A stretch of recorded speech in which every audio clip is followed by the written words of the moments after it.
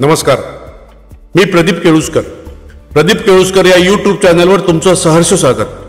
आजची आपली कथा आहे लग्नाची बेडी. एक सूचना, या कथेतील सर्व पात्र व प्रसंग संपूर्णतः काल्पनिक आहेत. कोणत्याही सत्य घटनेशी तसेच जीवित किंवा मृत व्यक्तीशी संदर्भ आढळल्यास तो निव्वळ योगायोग समजावा.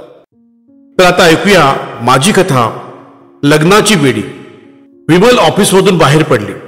स्टेशनच्या दिशेने चालत असताना डोक्यात अनेक विचार होते. त्यातील मुख्य विचार होता जागृतीचा. जागृती, तिची लाडकी लेक, अजितच्या मागे लाडाने वाढवलेली जागृती आता मराठी सिरियल्समध्ये काम करू लागली आहे. अवघ्या 21 वर्ष वय, म्हणून काळजी. हे वयच म्हणजे. विमल गाडीत बसली. नेहमीचा ladies group, Churchgate to Borivali. Vimal जोगेश्वरीला उतरायची. तिची जवळची मैत्रीण संपदा गेली 20 वर्षे संध्याकाळी याच गाडीत याच डब्यात. संपदा लवकर आली तर विमलसाठी सीट ठेवायची. विमल लवकर चढली तर संपदासाठी जागा राखायची. संपदाला विमलच्या बारीक सारीक गोष्टी माहीत असायच्या आणि विमलला संपदाच्या. विमल शेजारी बसतात संपदा बोलू लागली. मग जागृती खुश आहे ना आपल्या भूमिकेमध्ये? सुरुवातीला खुश नव्हती ग, पण एकदम हिला नायिकेची भूमिका कशी मिळेल सांग? त्या मालिकेत मृण्मयी आहे. मृण्मयी शेवटी ती अनुभवी आहेच ना. तिने 2 मालिका हिट्ट दिल्यात, हे विसरून कसं चालेल? चॅनेलचा तिच्यावर विश्वास आहे मृण्मयीवर. पण आता जागृती रमली आहे तशी म्हणा. रोज वेळेत बाहेर पडते आणि काय ग, आणि वेळेत येत नाही ग. तीच तर मला काळजी लागली आहे.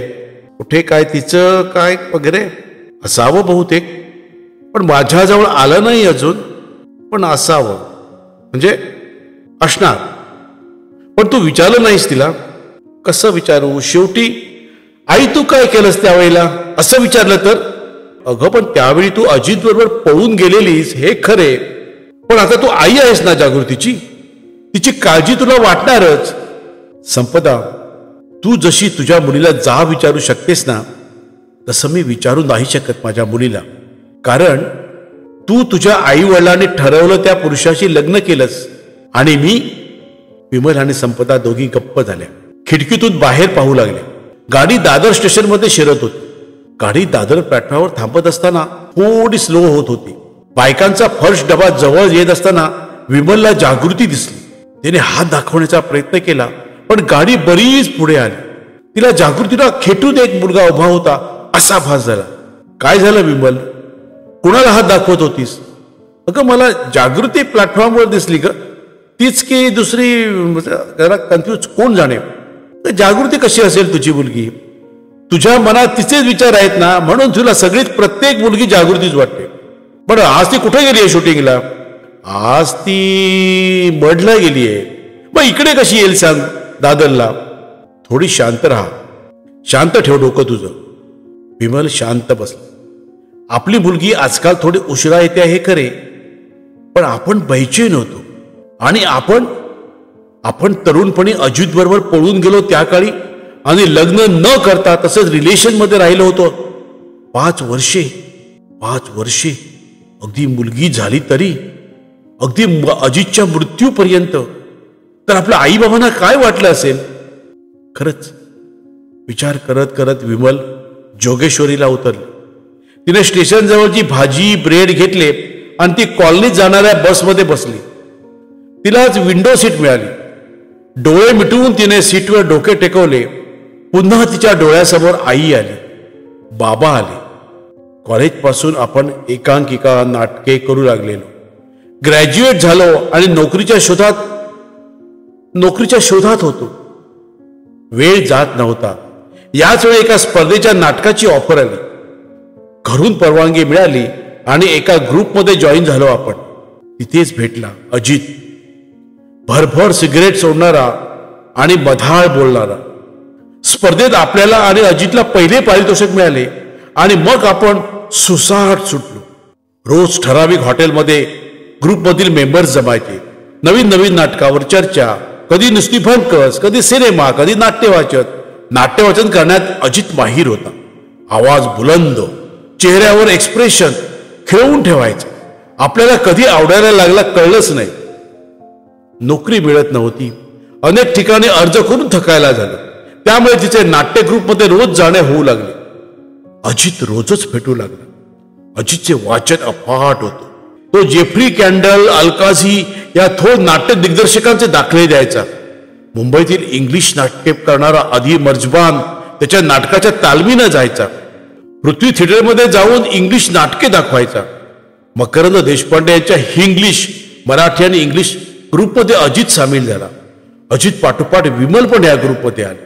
ग्रुपमध्ये देशातील अनेक मुले मुली येत असत. मुंबई या मायानगरीत प्रवेश करण्यासाठी सर्व प्रकारच्या तडजोड करणारे अनेक मुलं. विमलच्याही लग्नाची काळजी करत होती, पण तिला नोकरी नसल्याने तिचे लग्न जमत नव्हते. या काळात हिंदी नाट्य वर्तुळात लग्न न करता रिलेशनमध्ये राहण्याची टूम आली होती. लग्न केले की अनोळखी माणसाबरोबर आयुष्य काढायचे. शे त्यापेक्षा त्यांनी त्याच्या नाही जमलं तर, तो आणि त्याचे कुटुंब पारंपरिक विचाराचे असले तर मग कोर्टात जाऊन कोण दिवस घेणार? त्यापेक्षा लग्न न करता तसेच एकत्र राहणे चांगले. नाही पडले तर दिलं सोडून. अजित विमलला रिलेशन मध्ये एकत्र राहू असे सुचवू लागला. मग आपण दोघे स्वतःचा नाट्य ग्रुप सुरू करू. मकरंद देशपांडे सारखे देशभर हिंदी इंग्लिश नाटके करू. त्यातून मग हिंदी मालिका आणि हिंदी सिनेमा फारसे दूर नाही. विचार करत करत विमल आपल्या बस स्टॉपवर उतरली आणि आपल्या बिल्डिंगच्या दिशेने चालू लागली. तिने लॅशने दार उघडलं आणि हुश्य करीत ती कोचवर बसली.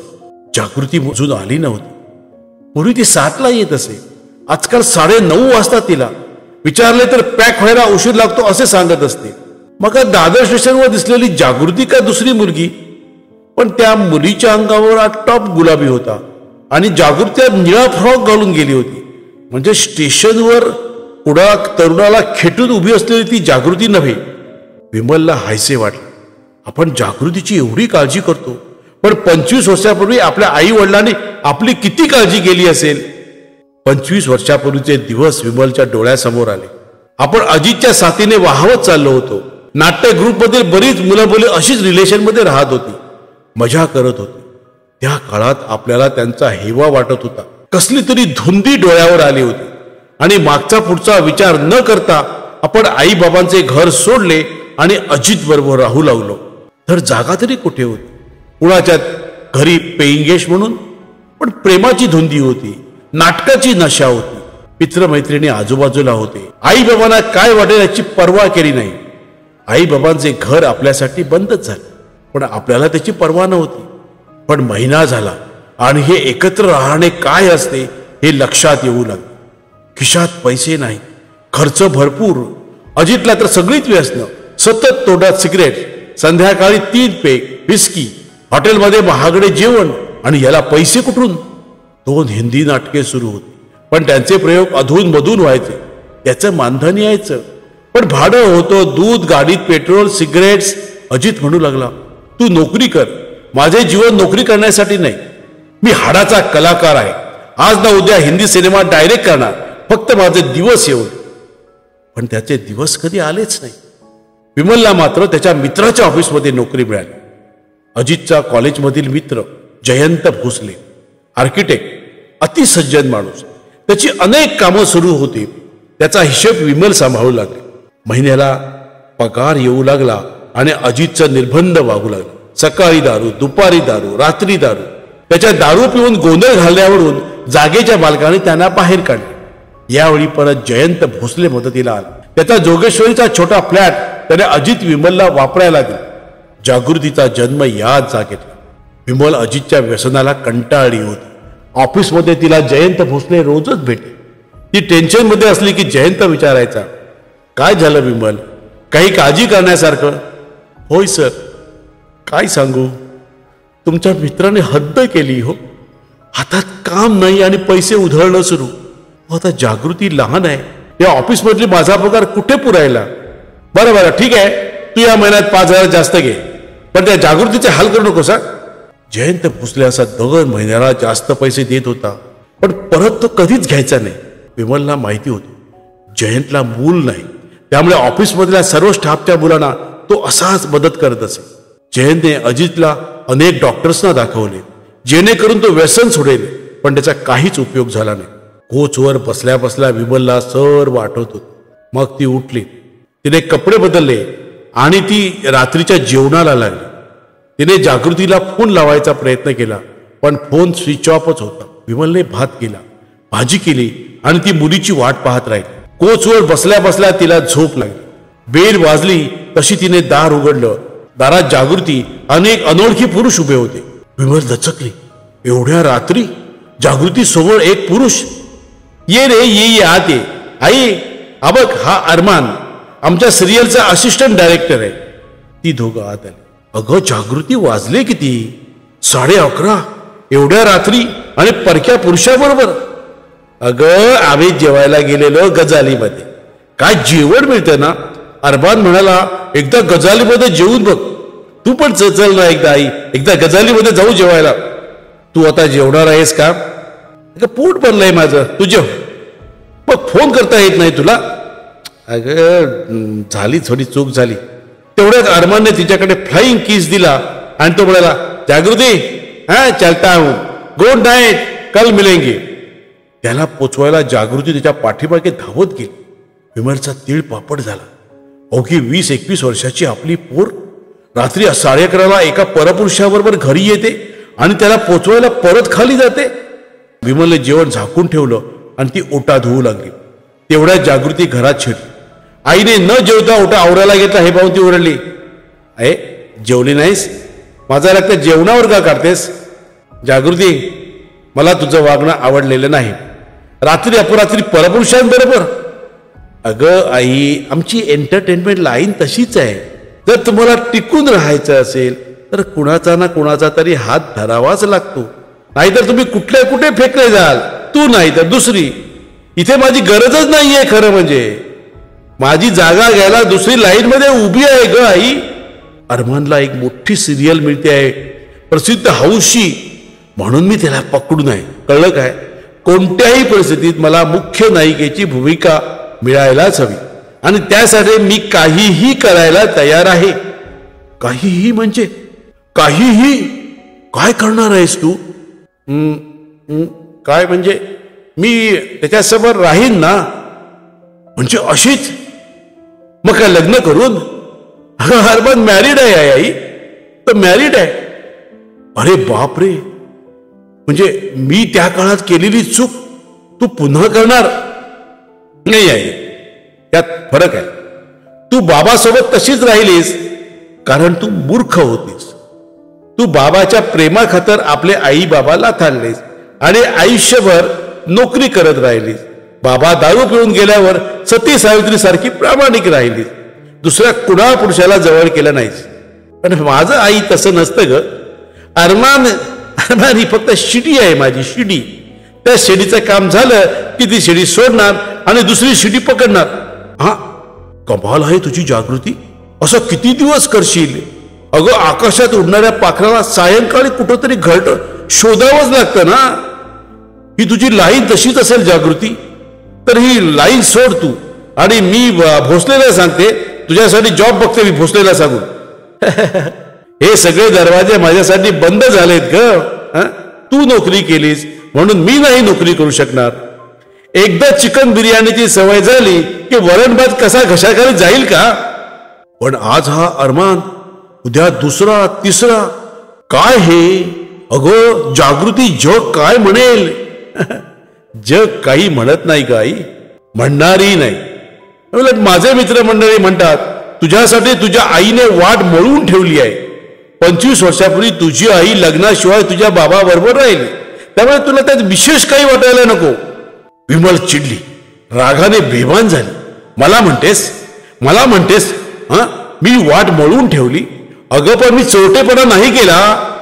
मी चोरटेपणा केला नाही. तुला जन्म दिला. का जन्म दिलास मला? आई का जन्म दिलास? अजूनही लग्नाशिवाय दिलेला जन्म मान्य करत नाही समाज. तुला माहित नाही आई, माझ्याकडे माझे सहकारी याच नजरेने पाहतात. हिच्या आईलाच चारित्र्य नाही तर हिला कसं नसणार? जागृती खूप बोललीस. तुझा बाबा दारू पिऊन मेला, पण नोकरी करून मी तुला वाढवलं, पण तूच परत त्या सिरियल्स मध्ये घुसलीस. यात माझी काय चूक माझी? चल चालती हो माझ्या घरातून. हो जातेस ना? नाहीतरी 2 दिवसात मी घर सोडणारच होते, ते आत्ता सोडते. मला कुठे परवा आहे तुझी? जागृतीने अरमानला फोन लावला. ती आईला म्हणाली, जाते मी. अरमानने राधा लॉजमध्ये रूम बुक केली आहे, तो पोचतोय तिकडे. मी निघालेच. पर्स घेऊन जागृती बाहेर पडलीच आणि विमल कॉटवर कोसळली.